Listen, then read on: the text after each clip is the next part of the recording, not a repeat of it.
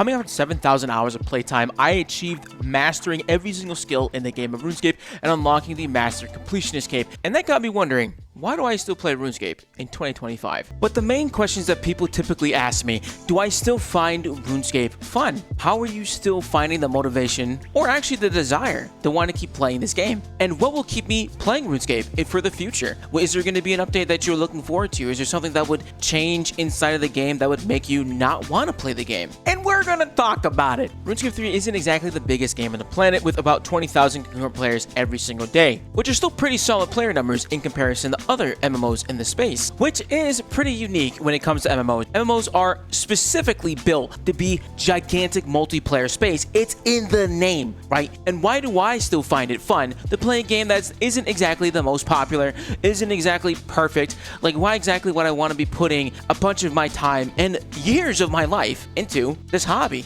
Number one reason has to be the combat. The combat in RuneScape 3 is amazing. It has a very high skill ceiling if you're trying to get better at combat. It also rewards you if you don't want to have a high input gameplay. It has a thing called Revolution, which allows you to pretty much proc all of your abilities with one click, kind of like how classic RuneScape is, with still a layer of complexity based on how your ability bar is formed. Additionally, one of the things that is really cool and unique to RuneScape is exactly this. You didn't even notice what it was. It is actually your ability to walk and click. A lot of MMOs nowadays are based on WASD movement, which, not gonna lie, is pretty difficult to get into after you've been playing a point-and-click video game for over 10 years. I have been able to get through and learn how to use WASD for a lot of things. Not having the tab target and just being able to click the target that you are trying to kill is actually a lot more fun and engaging at my end. I don't really enjoy using tab targeting. I actually quite enjoy being able just to click and move and select the target I want to with my cursor. One of my other favorite things about combat is how engaging you can make it, or how not engaging you can make it.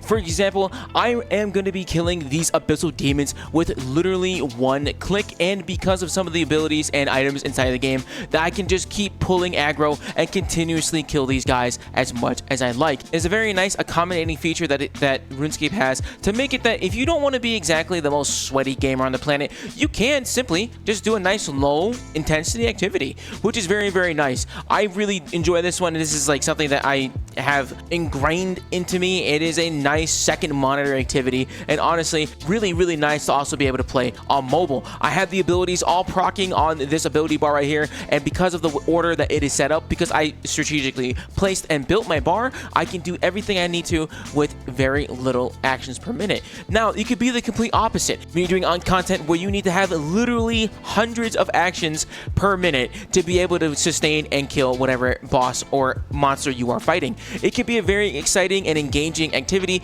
but having the ability to have best of both worlds is extremely accessible, and honestly one of my favorite things about the game. Personally, my favorite type of content is actually collecting very weird things inside the game and then putting them inside of my keepsake box. That way they have it with me at all times. I've been doing this for literal years, being able to collect a bunch of obscure things and unlock a bunch of things inside the game through gameplay.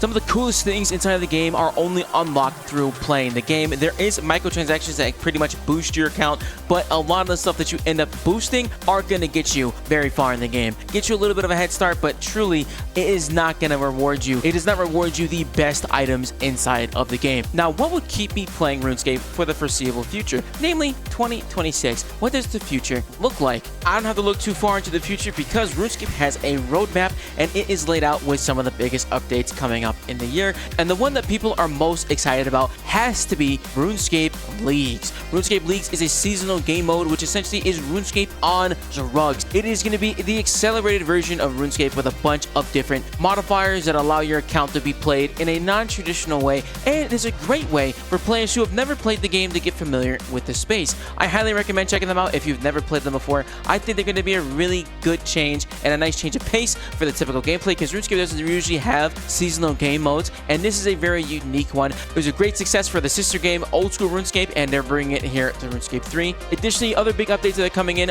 Next is going to be the Emancipate the Devourer Combat Mastery achievements, along with the 4,000% Enrage encounter. This is going to be the hardest boss fight in the game, hands down. Coming later in 2026 is going to be a lot of bug faces and some TLC to the game, which honestly the game needs. As a 25-year-old game, it needs a ton of care and fine-tuning to be able to refine that player experience. Now, in 2026, there's going to be a brand new expansion called Havenhide. It is essentially like this gigantic landmass that will introduce new monsters, new quest lines, new items, new gear, and that is going to be a very exciting experience. I think that Havenhide is going to be ginormous, and it's going to be exceptional when it comes to gameplay and expansion to the overall storyline, and also hopefully a nice mix-up in content to interact with on a day-to-day basis. Now, what keeps me playing this game is honestly the boss grinds and the urge to keep collecting as many items as I can. There are an infinite amount of things that you can continue to progress your account in whatever way you see fit. I believe RuneScape is one of the best sandbox games on the market, and if it was a single-player game that you could play offline, it would probably be one of the greatest games ever created because of how well fleshed out the story is, the gameplay is, and how complex it is. What would make me not want to play the game and overall quit would easily be the introduction of any type of level or progression skips. I am not talking about your skills. I am not talking about like being able to purchase microtransactions and then be able to level up your account in that regard. I think leveling up your account through microtransactions is what it is at this point. It's kind of like an industry standard, like how a lot of MMOs are. It's the time save that is associated with it. However, a lot of the upgrades in that you get through the game are unlocked through gameplay. I'm talking quests, achievements, gameplay, unlocks, all the things that you have to do when you actually play and progress through the world. Those types of achievements are the ones that I care about, and the ones that most people will argue are the important bits of the game. Your skills are just your ticket to the ball, but if you don't know how to dance, it's kind of shitty. And going through the game and unlocking those things for yourself and being able to actually progress your account are the key portions of the game that must remain integral. If Jagex were to ever introduce a level skip, a questline skip, an expansion skip, anything of that manner, I would definitely feel the integrity of the game going down. That is one of the main reasons why I quit Final Fantasy XIV. Final Fantasy XIV had a level skip and a questline skip, allowing players to get to the brand new expansion as soon as that one dropped, and they sold it for $20 to $30.